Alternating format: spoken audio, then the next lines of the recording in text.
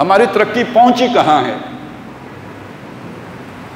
یہ شاید 1992 یا 93 کی بات ہے کہ قاہرہ میں ایک کانفرنس ہوئی تھی. مصر کا جو دارالحکومت قاہرہ ہے وہاں ایک کانفرنس ہوئی تھی اور اس کا عنوان یہ تھا کہ یہ جو مسلمانوں اور مغرب کے درمیان کلیش ہے اور نفرت ہے اور ٹکراؤ ہے تو اس کو سموتھ کیسے کیا جائے، یعنی کون سے ان کے اندر یہ رگڑ ختم کیسے کی جائے، فرکشن کیسے ختم کی جائے.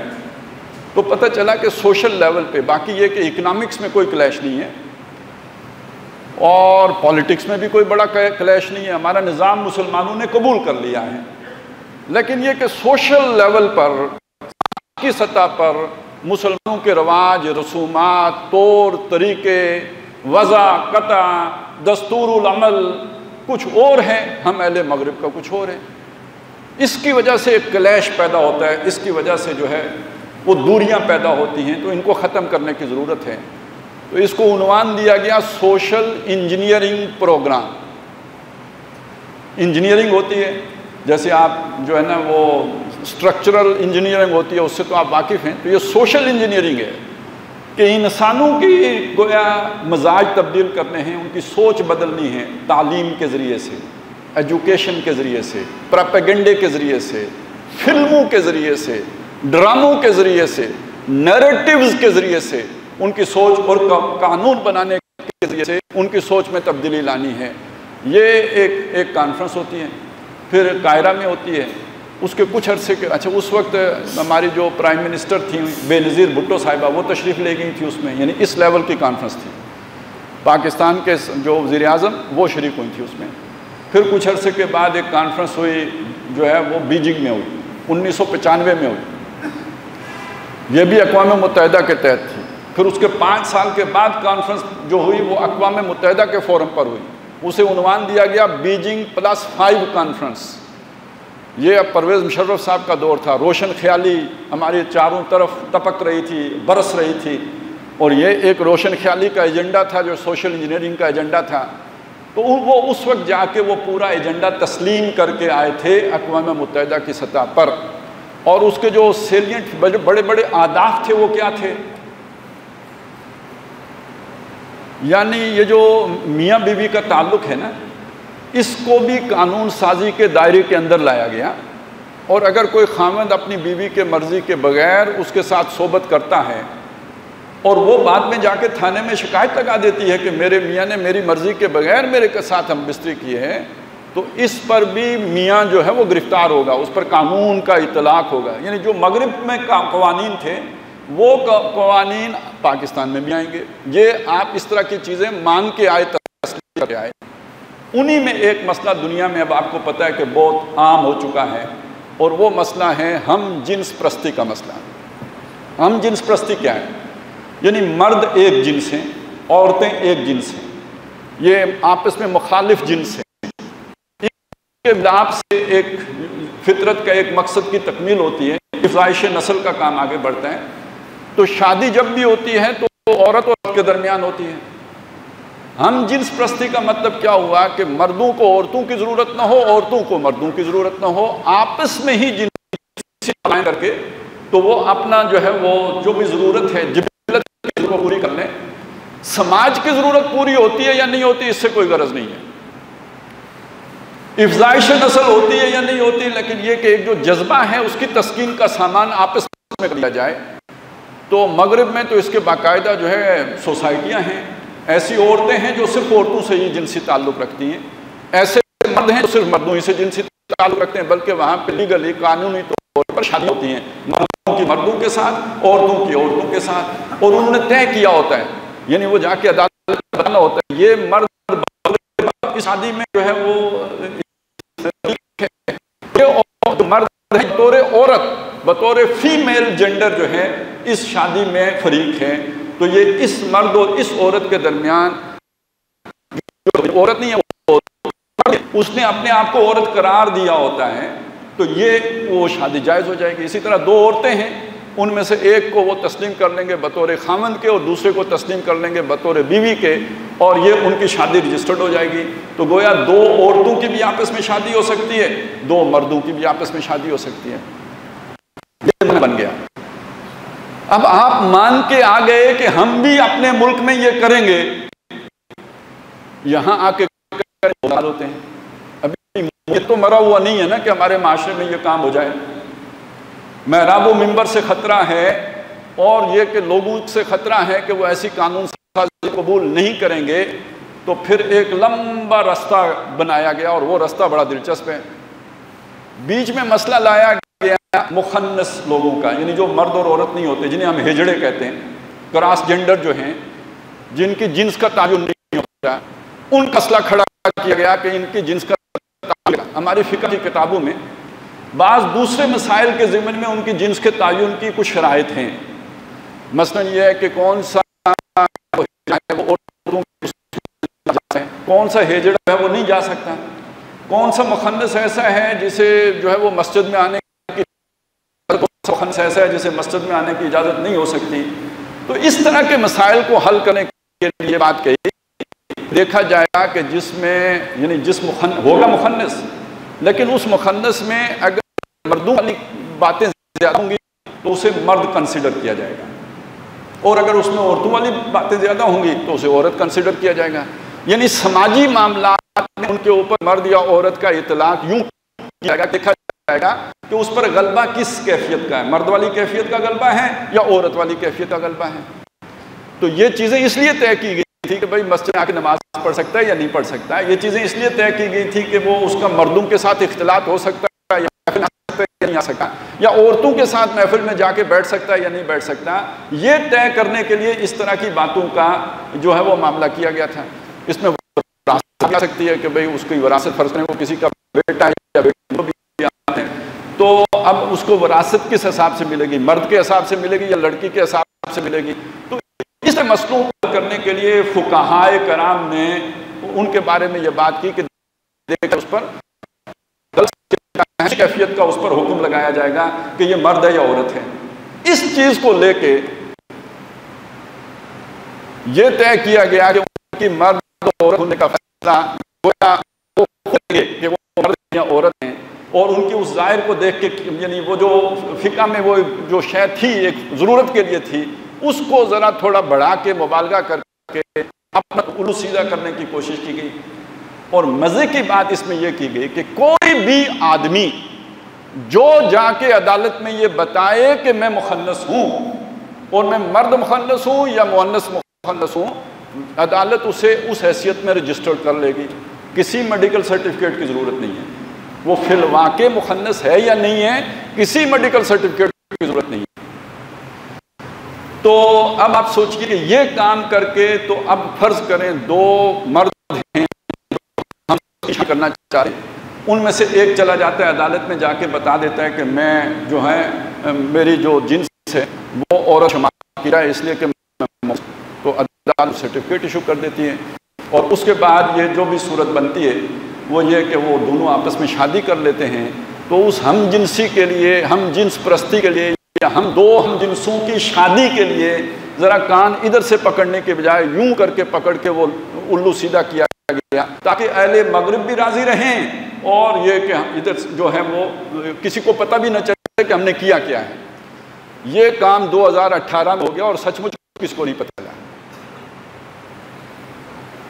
اس کے بعد ریاست مدینہ کے بھی 4 سال گزر گئے، پھر اب یہ نیا مسئلہ آیا، تو اس میں جماعت اسلامی کے سینیٹر ہیں مشتاق احمد خان صاحب، وہ کمیٹی کے جو اس اوپر کسی جو ہے وہ غور و فکر کر رہی تھی، اس کمیٹی کے رکن ہیں، تو انہوں نے پھر اس کا مسئلہ اٹھایا کہ یار یہ اور اس پہ اس وقت ہمارے ہاں بحث چل پڑی ہے اور وہ بات نکلی ہے تو اب دور تک گئی ہے، اور آج میں جمعے کا موضوع بنا رہا ہوں کہ آپ کے علم بھی آئے کہ ہمارے ملک میں کیسے کیسے قانون بن جاتے ہیں، اور یہ کہ وہ ان پر کسی کو پتہ بھی نہیں چلتا کہ کیا بنایا گیا ہے اور اس طریقے سے بنائے جاتے ہیں۔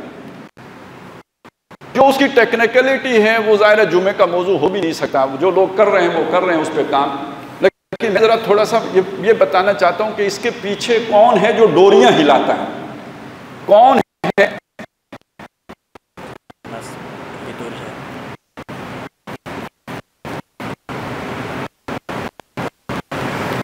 کون ہے کہ جو ڈوریاں ہلاتا ہے؟ کون ہے؟ تو اس لیے میں نے یہ 4 آیتیں تلاوت کی تھی. میں پہلے ان کا ترجمہ کر لیتا ہوں. بات ہم شروع سے چلاتے ہیں تاکہ پوری بات صحیح سمجھ آ جائے. فرمایا قلنا للملائکۃ اسجدوا لآدم. آج مجھے آپ کو یاد کرنا چاہیے وہ واقعہ کہ جب ہم نے حکم دیا فرشتوں کو سجدہ کرو آدم کو، یعنی ہمارے جد سجدہ کرو. سجدہ کیوں کیا جاتا ہے؟ عزت دینے کے لیے کیا جاتا ہے. ایک شخصیت کی عظمت ہے، اس کا مقام ہے، اس کا مرتبہ ہے. تمام فرشتے اس کے آگے جھک جاؤ. سورہ مبارکہ میں آیا وَلَقَدْ كَرَّمْنَا بَنِي آدم. ہم نے بنی آدم کی بڑی عزت کی، انہیں بڑی تکریم دی. ہم نے ہم انہیں اٹھائے پھر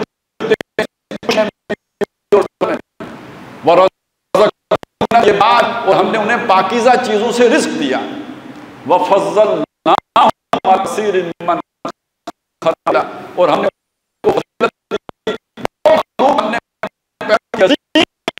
نے اس بنی آدم کو فضیلت دی. ان کا رتبہ ان کو عزت دی، انعام مرتبہ بلند تھا، تو ہم نے تو ان کو اتنی بڑھ دی.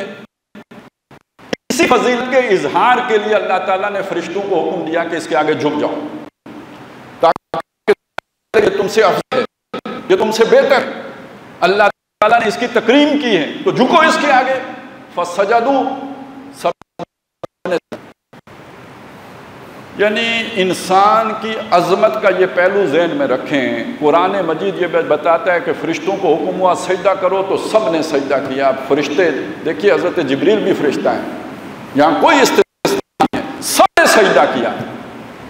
دوسری جگہ آتا ہے فسجدوا کلہم اجمعین. کل کے کل نے، سارے کے ساروں نے سجدہ کیا. تو اللہ نے تو انسان کو یہ بنایا. آج انسان کہتا ہے میں بندر کی اولاد ہوں. سمجھ آئی؟ تو دشمن کے بچوں کو اس لیے پڑھایا جاتا ہے کہ جس کو اللہ تعالیٰ نے یہ عظمت دی ہے وہ بچے کل یہ سمجھیں کہ میں بندر کی نسل ہوں. تو وَإِذْ قُلْنَا لِلْمَلَائِكَةِ اسْجُدُوا لِآدَمَ فَسَجَدُوا إِلَّا إِبْلِيسَ. سوائے ابلیس کے. یہاں سلسلہ کلام ایسا ہے کہ جسے لگتا ہے شاید ابلیس بھی فرشتہ تھا. نہیں، اس سے اگلی صورت میں وضاحت آ گئی ہے وہ فرشتہ نہیں تھا. سورہ کاف میں یہ بھی 7واں رکوع ہے. سورہ کاف کے 7واں رکوع میں یہ آیت یوں ہی آئی ہے وَإِذْ قُلْنَا لِلْمَلَائِكَةِ اسْجُدُوا لِآدَمَ فَسَجَدُوا إِلَّا إِبْلِيسَ كَانَ مِنَ الْجِنِّ. وہ جو ابلیس تھا وہ جنوں میں سے تھا، فرشتہ نہیں تھا. لیکن عبادت کر کر کے فرشتوں کے ساتھ ان کی جماعت میں شامل ہو گیا تھا. تو فرشتوں کو سجدے کا حکم ہوا تو اس کو بھی سجدے کا حکم ہوا کہ تو بھی سجدہ کر. اب اس نے جواب کیا دیا؟ اس نے کہا کالا میں سجدہ کالا اسجد لمن خلقت طینا. کیا میں سجدہ اس کو کروں جس کو تو نے مٹی سے، ایک گارے سے بنایا ہے؟ یہ اس نے کیا بات کہی؟ یہ سورہ اعراف میں بتایا گیا. وہاں یہ بتایا گیا کہ اس نے یہ بات کہی کہ میں کیوں سجدہ کروں اس کو جس کو تو نے مٹی سے بنایا. خلقتنی من نار و خلقتہ من طین. مجھے تو نے آگ سے بنایا، اسے تو نے مٹی سے بنایا. کیا مطلب؟ انا خیر منہ، میں اس سے بہتر ہوں. اس لیے کہ مٹی کے مقابلے میں اچھی ہے. جو آگ کا بنا ہو اس کو فضیلت ہونی چاہیے، تو فضیلت تو میری ہے. اس کو کیوں فضیلت دے دی نے؟ میں اسے سجدہ نہیں کرتا. اعلیٰ کمتر کو اور اپنے سے گھٹیا کو سجدہ نہیں کر سکتا، میں سجدہ نہیں کروں گا. اس کا مطلب کیا ہے؟ وہ اپنے آپ کو بڑھیا سمجھتا تھا، انسان کو گھٹیا سمجھتا تھا. سمجھ آ گئی بات؟ یہ بہت اہم نکتہ ہے، اسے سمجھیے. انسان کو کمتر سمجھتا تھا، اپنے کو اعلیٰ سمجھتا تھا، انسان کو گھٹیا سمجھتا تھا. اللہ نے انسان کو بلند مقام دیا، یہ وہ ہضم نہیں کر سکا. اس نے اعتراض کر دیا اسجد لمن خلقت. کالا، اگلی بات اس نے کہی حاضر لذی، ذرا دیکھ ہے اس شخص کو، حاضر لذی، اس کو ذرا دیکھ تو، لَإِنْ كَرَّمْتَ عَلَيَّ، جس کو تو نے میرے اوپر فضیلت دے دی، یعنی بڑا تو میں ہوں لیکن تو نے اس کو بڑا کیا، ذرا اسے دیکھ، اگر تو جس کو تو نے فضیلت دی ہے اس کو دیکھ، لَأَخَّرْتَنِي إِلَىٰ يَوْمِ الْقِيَامَةِ، اگر تو مؤخر کر دے، ڈیل دے دے، موقع دے دے قیامت تک، ذرا مقابلہ ہو جائے نا، تو کہتا ہے یہ اعلیٰ ہے، میں کہتا ہوں میں اعلیٰ ہوں، تو ذرا مقابلہ کرنے کا موقع دے، مجھے چھوٹ دے، مجھے موقع مل جائے تو میں یہ ثابت کروں گا کہ میں اعلیٰ تھا اور یہ گھٹیا تھا۔ لَإِنَّ أَخَّرْتَنِي إِلَىٰ يَوْمِ الْقِيَامَةِ لَأَحْتَنِكَنَّ ذُرِّيَّتَهُ إِلَّا قَلِيلًا، میں اس کی ساری اولاد کو لگا ڈال دوں گا، مطلب کیا، ثابت کر دوں گا کہ گھٹیا ہیں، ثابت کر دوں گا کہ مجھ سے کمتر ہیں، ثابت کر دوں گا کہ یہ منصب تو نے فائز کیے ہیں اس منصب کے اہل نہیں ہیں، ثابت کر دوں گا کہ یہ کرام کے اور فضیلت کے قابل نہیں ہیں، یہ حیوانوں کی سطح پہ زندہ ہیں، یہ گھٹیا ترین مخلوق ہے، ان کو کوئی قانون، ان کو کوئی ضابطہ، کوئی اخلاق کچھ معلوم نہیں ہے، میں ان کو حیوانوں کی سطح پر لا کے پیش کر دوں گا، موقع تو دے مجھے۔ قال اذهب، نے فرمایا یعنی موقع ہے، جا کے اپنے داؤ پیچ استعمال کر، فمن تبعک منہم، تو جو ان سے تیری تابعداری کرے گا، یعنی اس گھٹیا رستے پہ چلے گا جس پر تو انہیں لگائے گا، فمن تبعک منہم فإن جہنم جزاؤکم جزاء موفورا، تو تم کا ٹھکانہ دوزخ ہوگا جو تمہارے لیے وافر بدلہ ہوگا، تمہارے کیے کا پورا پورا بدلہ ہوگا۔ اب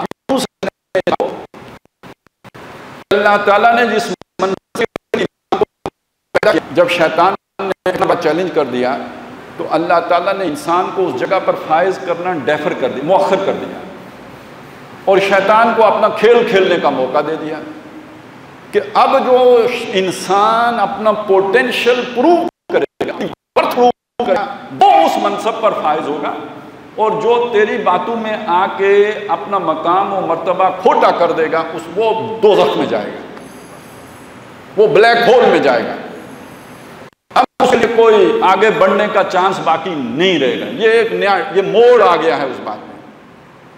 شیطان چیلنج نہ کرتا تو وہ بات بڑی سموتھلی چلتی ہے، اگلے منصب پر ہم فائز ہو، شاید یہ سارا آزمائش سے جاتی، لیکن کر دیا تو اب اس کا ایک لاجیکل جو ہے نا وہ ریزلٹ یہ نکلا کہ ٹھیک ہے اب میدان حاضر ہے، گھوڑا بھی حاضر ہے، تو اب جو اپنی ورتوں کرے گا وہی اس منصب پر فائز ہوگا، نہیں تو جو باقی خوب کھاتے، وہ خوب کھاتے ہی اصل میں بلیک ہول ہے نا، وہی دوزخ ہے، تو دوزخ میں جائیں گے وہ۔ وَاسْتَفْزِزْ مَنِ اسْتَطَعْتَ مِنْهُمْ بِصَوْتِكَ، جاؤ ان میں سے جس کو چاہو اکھاڑ پھینکو اپنی آواز کے ذریعے سے، جادو، آواز کا جادو جگاؤ۔ ہوتا ہے نا بعض لوگ ان کے گلے میں بھگوان بولتا ہے، کہتے ہیں موسیقی روح کی غذا ہے، تو جاؤ ان کی خبیث روحوں کو اپنی موسیقی کی جو ہے غذا پیش کرو، انہیں اس میں مبتلا کرو۔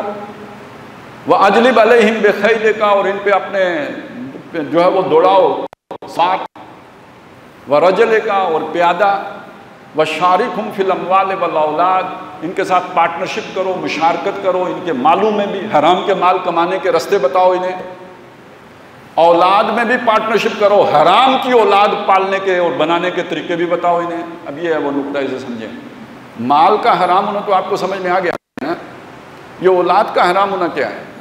تو جیسے مال کمانے کے جائز راستے بھی ہیں اور ناجائز راستے بھی ہیں، جائز راستوں سے کمایا جائے تو حلال ہے، اور ناجائز راستوں سے حاصل کیا جائے مال تو حرام ہے۔ جائز راستے وہ ہیں جو رحمان نے بتائے ہیں، ناجائز راستے کون سے ہیں؟ جو شیطان نے بتائے ہیں۔ تو سمجھ لیجئے جیسے مال کمانے کے جائز راستے بھی ہیں اور ناجائز راستے بھی ہیں، ایسے بچے پیدا کرنے کے جائز راستہ بھی ہے اور ناجائز راستہ بھی ہے۔ جائز راستہ نکاح ہے اور ناجائز راستہ زنا ہے۔ قرآن نے ہمیں اسی سورت مبارکہ میں یہ حکم دیا، وَلَا تَقْرَبُوا الزِّنَا، زنا کے قریب نہ جانا، إِنَّهُ كَانَ فَاحِشًا، یہ بہت بے حیائی کی بات ہے، وَسَاءَ سَبِيلًا، راستہ بھی بہت برا ہے۔ نکاح کی طرف آنا ہے، یہ آپ کو نبی بتائیں گے، یہ آپ کو اللہ کی کتابیں بتائیں گی، اور شیطان کون سا رستہ بتائے گا؟ وہ زنا کا رستہ بتائے گا۔ اب بس اسے ذہن میں رکھیے گا، یہ چیز ساری ذہن میں رکھیں، ہم آگے چلتے ہیں۔ وَعِدُهُمْ، انہیں امیدیں دلاؤ، لمبی عمر کی، دنیا مزید بنانے کی، کاروبار خوب جمانے کی امیدیں دلاؤ۔ وَمَا يَعِدُهُمُ الشَّيْطَانُ إِلَّا غُرُورًا، اور شیطان کی جو وعدے ہیں اور جو وہ امیدیں دلاتا ہے اور جو سبز باغ دکھاتا ہے، وہ سب دھوکے کا سامان ہوتا ہے، سب فراڈ، سبز باغ دکھاتا ہے۔ إِنَّ عِبَادِي لَيْسَ لَكَ عَلَيْهِمْ سُلْطَانٌ، ایک بات یاد رکھو، جو میرے بندے ہوں گے نا، میرے فرما بردار، ان پر تمہارا کوئی داؤ نہیں چلے گا۔ تم دائیں سے آؤ یا بائیں سے، آگے سے آؤ یا پیچھے سے، اوپر سے آؤ یا نیچے سے، اپنے سوار لے کے آؤ یا اپنے پیادے لے کے آؤ، میرے بندوں پر تمہارا کوئی داؤ نہیں چلے گا۔ یہ جن میں گند ہوگا وہی تمہاری طرف لپکیں گے۔ ان عبادی لیس لک علیہم سلطان وکفا بک وکیلا، اور کام بنانے کے لیے تیرا رب کافی ہے۔ جو رب کا ہو گیا رب اسے سنبھال لے گا، جو اللہ کی طرف مڑ گیا اللہ تعالیٰ اس کی حفاظت ہو جائے گا، شیطان کے وار اس پر اثر انداز نہیں رہیں گے۔ اب میں چاہتا ہوں کہ آپ جس زمانے میں ہم ہیں اس کا ایک نقشہ آپ کے سامنے دوں۔ دیکھیں یہ جو روشنی آتی رہی، آدم علیہ السلام کو اللہ تعالیٰ نے وہ ذرا شیطان نے ورگلا تو دیا تھا نا، دانا تو کھا لیا، لیکن اللہ نے فوراً دستگیری فرمائی اور انہیں پھر اپنے رستے پہ چلا لیا۔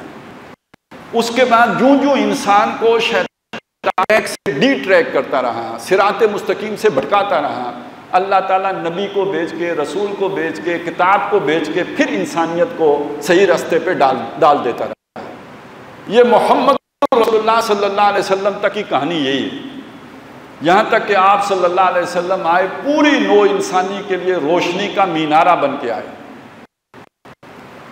قَدْ جَاءَكُمْ بَصَائِرٌ مِّن رَبِّكُمْ، اے لوگو تمہارے پاس تمہارے رب کی طرف سے یہ روشنیاں آ گئی ہیں جو محمد رسول اللہ لے کے آئے۔ اللہ یخرجہم من الظلمات الی النور، اللہ ایمان والوں کا دوست ہے، انہیں اندھیاروں سے نکال کے روشنی میں لاتا ہے۔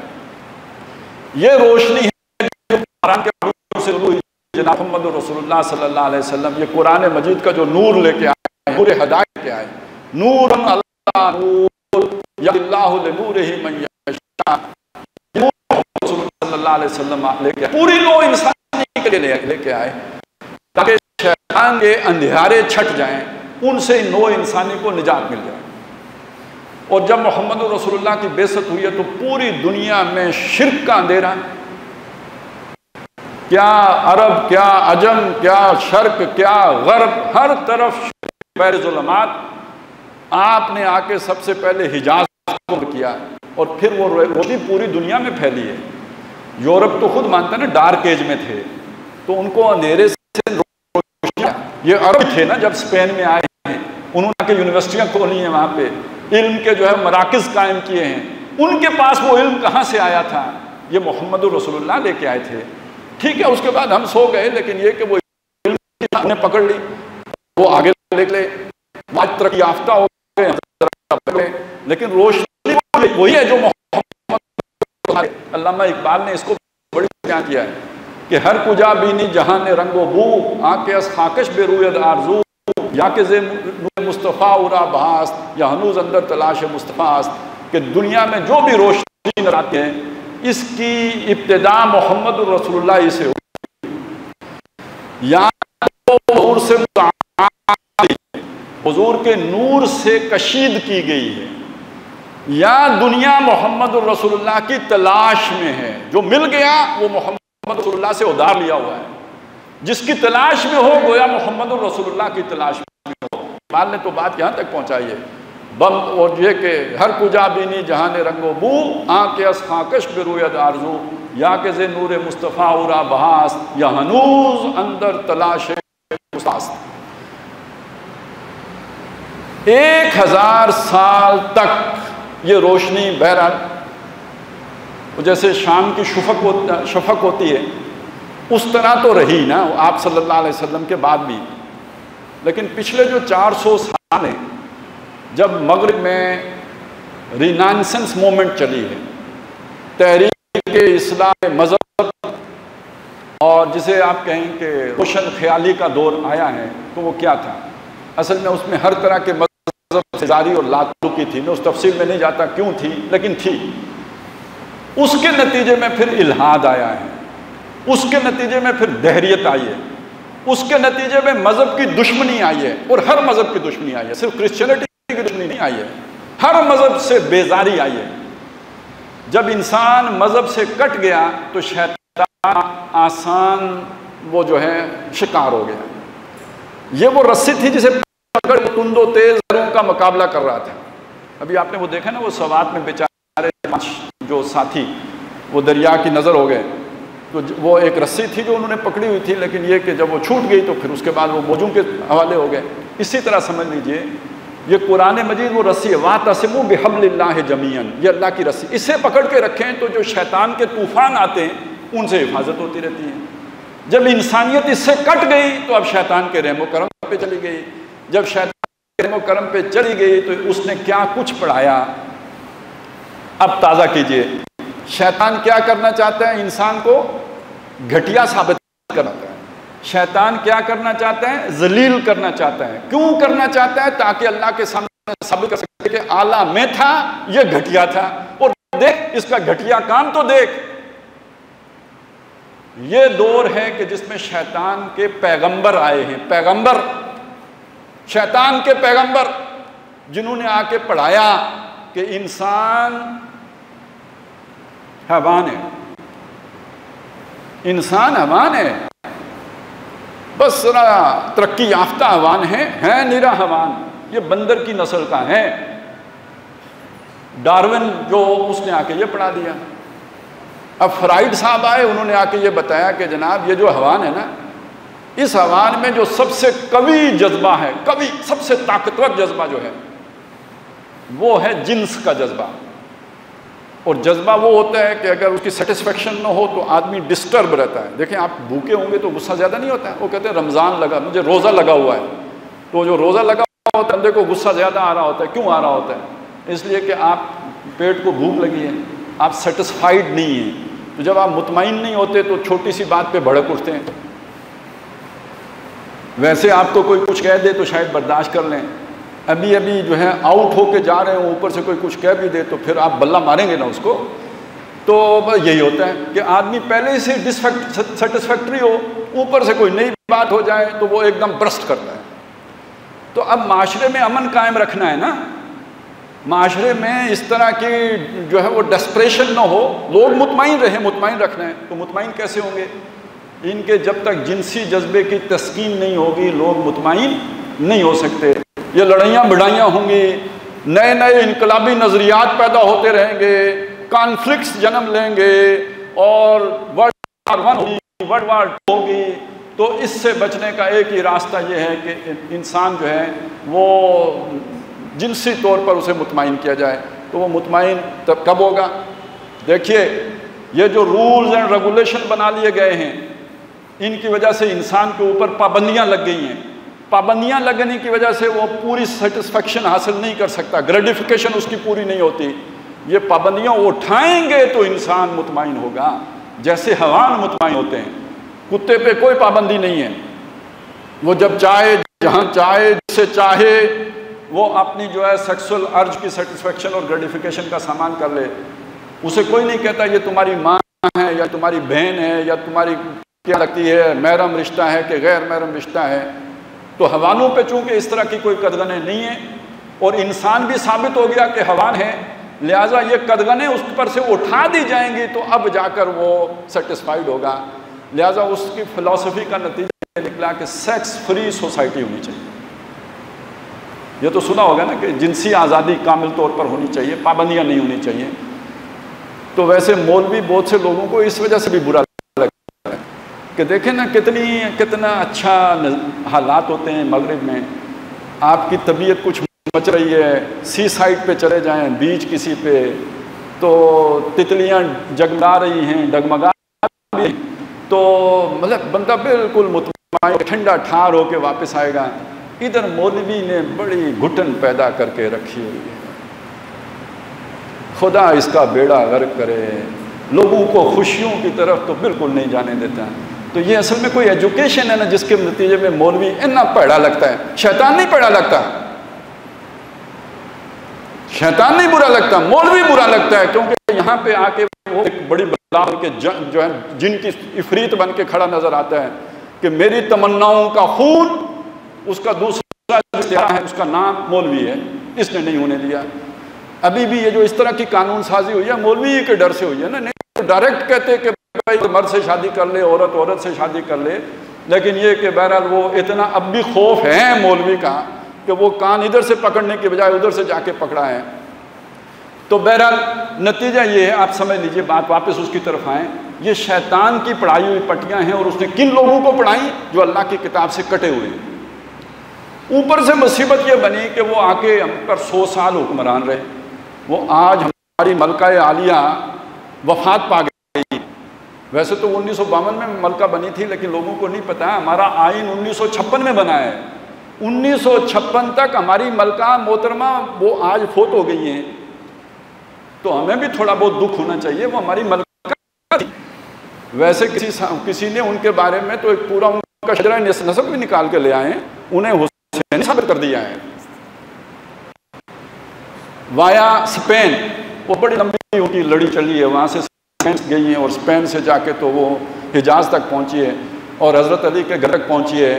تو سید زادی تھی وہ, تو بہرحال ان کو بھی یہ مقام دے کے ہم نے رکھا. میں جو بات کہنا چاہتا ہوں وہ یہ کہ ہم نے انگریز کو کوئی انسان تھوڑی سمجھا, اس کو تو آسمان سے اتری ہوئی مخلوق سمجھا.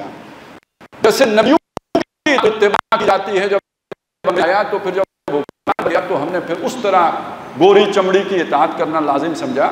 ہمیں وہ لوگ پیدا ہوئے جنہوں نے یہ سمجھا کہ اگر انگریز کھڑا ہو کے پیشاب کرتا ہے اس میں بھی کوئی راز کی بات ہوگی, اس میں بھی کوئی حکمت کا کوئی بہت بڑا کوئی ہمارا جو ہے وہ پوشیدہ ہوگا. تو کر کے دیکھنا چاہیے کہ اس کے نتیجے میں کیا خیر برآمد ہو. تو انگریز کا لباس, انگریز کے طور طریقے, انگریز کی جو ہے وہ جو وضاقتہ, یہ ساری ہم نے کیوں اختیار کی؟ جو ایک غلام کو اپنے آقا کے ساتھ جو ایک نفسیاتی تو اس کا نتیجہ نکلا. لہٰذا جب وہاں پہ ترقی اس چیز کو سمجھا جانے لگا کہ بھئی یہاں عورتوں مردوں کو آزادی ہے, مردوں کو مردوں سے شادی کرنے کی آزادی ہے, عورتوں کو عورتوں سے شادی کرنے کی آزادی ہے, تو ہم نے یہ سمجھا اپنی مسکین ذہنیت کے ساتھ کہ بھئی شاید ترقی اسی سے ہوتی ہے, جب اس طرح کر لیا جائے تو پھر ترقی ہوتی ہے. یہ مسکین میں نے نہیں کہا, یہ علامہ اقبال کہہ کے گئے ہیں, وہ مولوی نہیں تھے. انہوں نے کہا ہم مشرق مسکینوں کا دل مغرب میں جا اٹکا ہے. کیوں اٹکا ہے بھئی؟ وہاں جا کے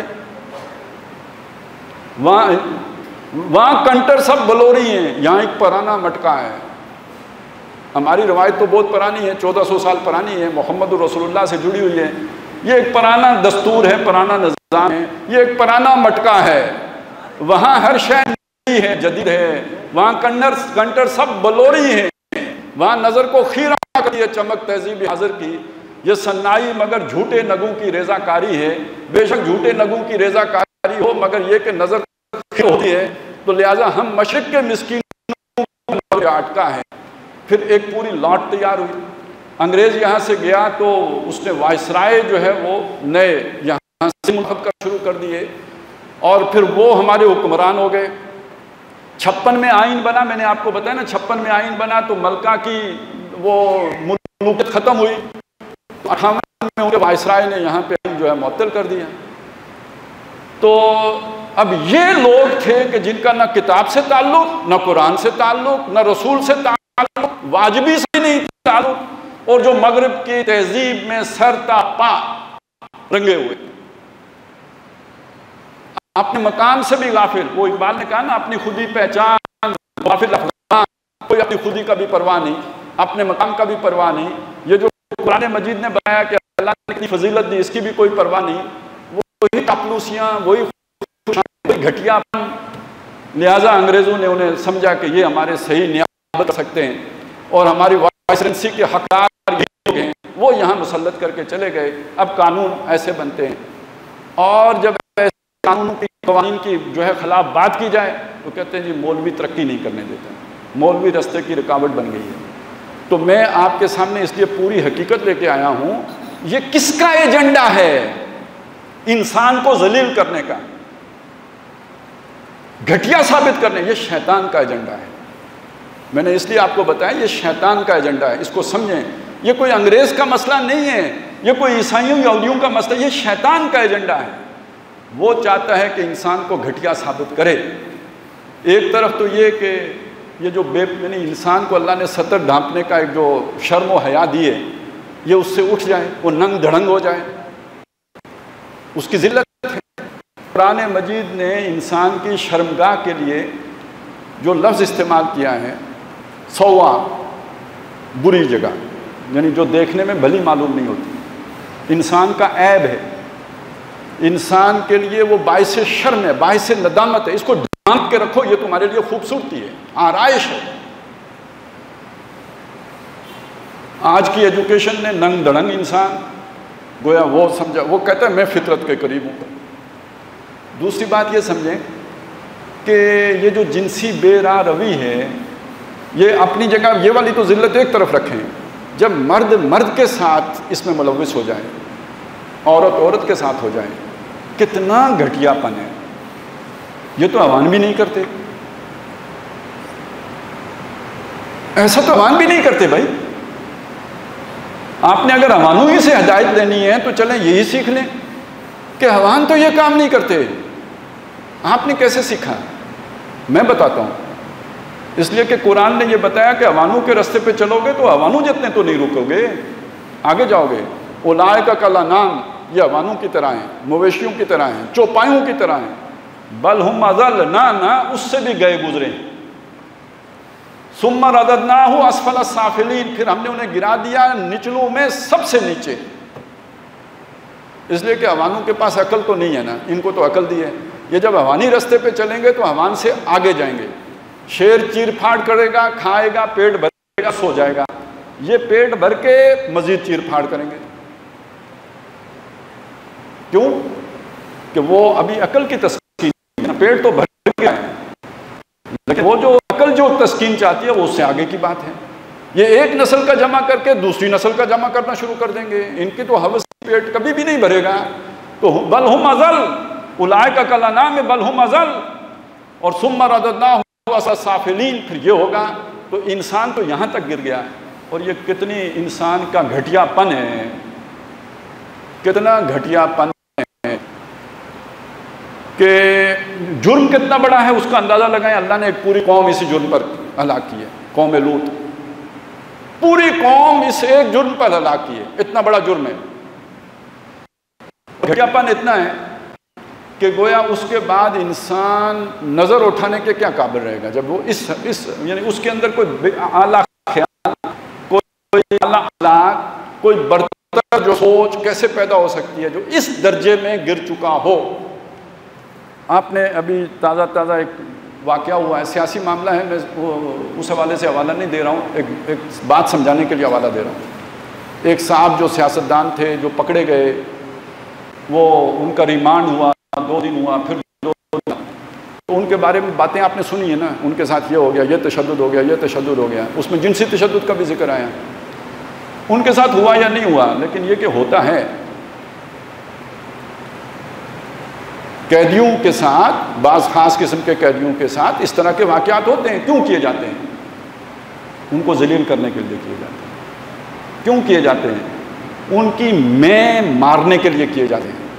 کیوں کیے جاتے ہیں؟ ان کی سلف تباہ کرنے کے لیے کیے جاتے ہیں۔ اب آپ سوچیں کہ جس نے اپنی سلف کو ایجوکیشن کے نتیجے میں سرنڈر کر دیا کہ ٹھیک ہے بھائی، میں اپنے آپ کو آپ کے آگے سرنڈر، مرد ہوں لیکن میں آج سے عورت والا رول میں آ جاتا ہوں، اس بندے سے آپ کوئی خیر کی امید آئندہ رکھ سکتے ہیں؟ شیطان نے اس کو اس کھڈے میں گرا دیا جہاں سے وہ کبھی اٹھ نہیں سکتا۔ ذلت میں معاشرے میں ہر دور میں ایسے شیطان رہے ہیں جو یہ کام کرتے ہیں، اور اس لیے کرتے ہیں کہ یہ بندہ ساری زندگی میرے تھلے لگا رہے، اسے پیدا ہو، میں کون؟ میں وہ ہوں جس نے اس کے ساتھ یہ کیا تھا۔ تو یہ اگر کل بڑا افسر بھی بن جائے تو میرا اسے پتا ہو کہ میں کون ہوں۔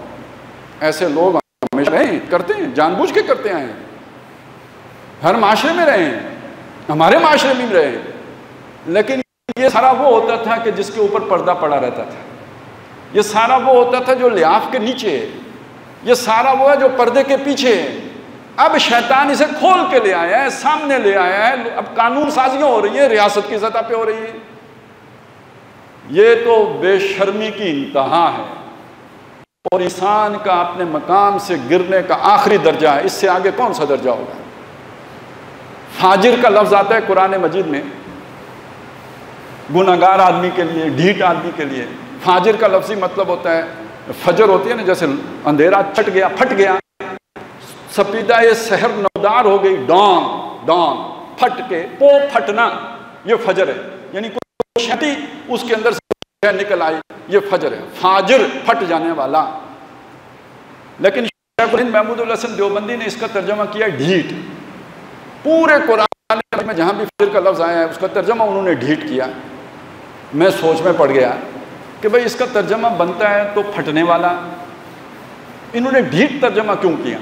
تو جو بات سمجھ میں آئی وہ یہ کہ اللہ تعالیٰ نے انسان کو جہاں پیدا کر کے ایک جسم دیا ہے، ہمارے سارے اعضائے رئیسہ اس جسم کے اندر ہیں، باڈی کے اندر ہیں، اوپر اللہ نے ایک جو ہے نا وہ ڈھانچہ کھڑا کر دیا، اس کے اندر سارے رکھے، ایک تحفظ دیا، اس کے اوپر ایک روحانی باڈی بھی دی ہے، ایک پردہ ہے، ایک چادر ہے جو اللہ نے عطا کیا، وہ حیا کی چادر ہے، وہ شرم کی چادر ہے۔ جب اللہ انسان اس شرم کو مار دیتا ہے، اس حیا سے آزاد ہو جاتا ہے، وہ نہیں کہا کسی نے کوئی شرم ہوتی ہے کوئی حیا ہوتی ہے، تو جب نہ شرم رہے نہ حیا رہے، اس کا مطلب وہ چادر آپ نے پھاڑ دی ہے، اب اندر سے جو نکلے گا وہ فاجر ہوگا، اور فاجر ہوگا کا مطلب کیا؟ ڈھیٹ ہوگا، وہ منہ پہ جھوٹ بولے گا، اسے کوئی پرواہ نہیں کہ لوگ مجھے جھوٹا سمجھ رہے ہیں، وہ لوگوں کے سامنے الٹی پلٹی حرکتیں کر لے گا، وہ الٹا پلٹا ہو چکا ہے نا۔ شیطان نے اسے اپنے تربیت سے گزار کر ڈھیٹ بنا دیا، اب اس کا پورا کردار ڈھٹائی والا کردار ہے، اب اس میں کوئی خیر باقی نہیں رہا، اس کی شرم کی چادر پھٹ چکی ہے۔ تو دیکھنے کو یہ ایک ہلکا سا قانون ہے، دیکھنے کو یہ ایک معمولی سی بات ہے، دیکھنے کو آپ اسے سمجھیں گے مولوی صاحب کی حساسیت ہے، لیکن یہ معاشرے کو تباہ کر دینے والی بات ہے، یہ پورے معاشرے کو غلط ساء سبیلا، تمدن کی جڑ کاٹ دینے والی بات ہے۔ اللہ تعالیٰ جو حکیم ذات ہے وہ تو اس کے بارے میں یہ سمجھتی ہے، ہم اس کے بارے میں اگر ہمارا حساسیت کند ہو جائے، ہمارے اندر اس کے خلاف جذبات نہ پیدا ہوں، اس کے خلاف ہم آواز نہ اٹھائیں، تو پھر بے شرمی کی کوئی چادر ہے جو ہم نے بھی اوڑھ لی ہے۔ اللہ تعالیٰ اس سے ہمیں بچائے، ہمیں اس کی حساسیت کا احساس عطا فرمائے، اس کے خلاف ہمیں جدوجہد کرنے کی توفیق عطا فرمائے، اس کی ہمت عطا فرمائے، جو لوگ اس کے لیے محنت کر رہے ہیں ان کا ساتھی بننے کی توفیق عطا فرمائے، ان کے ساتھ تعاون کرنے کی توفیق فرمائے، اور ایسا نہ ہو کہ کل میں اللہ کے سامنے کھڑا ہوں اور ادھر کھڑا شیطان مسکرا رہا ہو کہ اللہ اس کو میرے اوپر فضیلت دی تھی، دیکھ اس کی کرتوت، دیکھ یہ جو کر کے آیا ہے، دیکھ اس کی حرکتیں، دیکھ اس کا گھٹیا پن، دیکھ اس کے کارنامے، دیکھ جو یہ سرجام لے کے آئے ہیں، یہ سوچ ایک دن اللہ کے سامنے پیش ہونا ہے، تو ہم پر شیطان اس وقت ہنس نہ رہا ہو، اور ہماری وہاں پیشی جو ہے ہماری شرمندگی ہو۔ ظاہر ہے اللہ تعالیٰ نے ایک مقابلہ تو شیطان نے اللہ سے لگایا نا کہ یہ گھٹیا ہے، اس کو میں ثابت کروں گا کہ یہ گھٹیا ہے، تو اللہ کی بات کی لاج بھی تو رکھنی ہے نا آپ نے۔ تو اللہ تعالیٰ توفیق دے کہ ہم وہاں کی شرمندگی سے بچ جائیں، اور اگلی نسل کو برباد ہونے سے بچانے کے لیے ابھی سے اقدامات کریں۔ ہمارے حکمرانوں کو اللہ تعالیٰ شعور عطا فرمائے، ان کو سمجھ دے، ان کو عقل دے، ان کی باطنی آنکھ کھولے کہ ان کو یہ باتیں سمجھ آئیں کہ یہ جو NGOs آ کے انہیں پٹیاں پڑھاتی ہیں، یہ در حقیقت شیطانی ایجنڈے ہیں جو مسلط کرتی ہیں، ان پر چوکنا ہونے کی ضرورت ہے، لاکھولا پڑھنے کی ضرورت ہے، نہ کہ ان کو نافذ کرنے کی۔ تو اللہ تعالیٰ ہم سب کو شعور عطا فرمائے، اور ہمارے معاشرے میں جو برائیاں اور گمراہیاں پھیل رہی ہیں ان کے خلاف کمر ہمت کسنے کی توفیق عطا فرمائے۔ اقول قولی ھذا واستغفر اللہ لی ولکم ولسائر المسلمین والمسلمات۔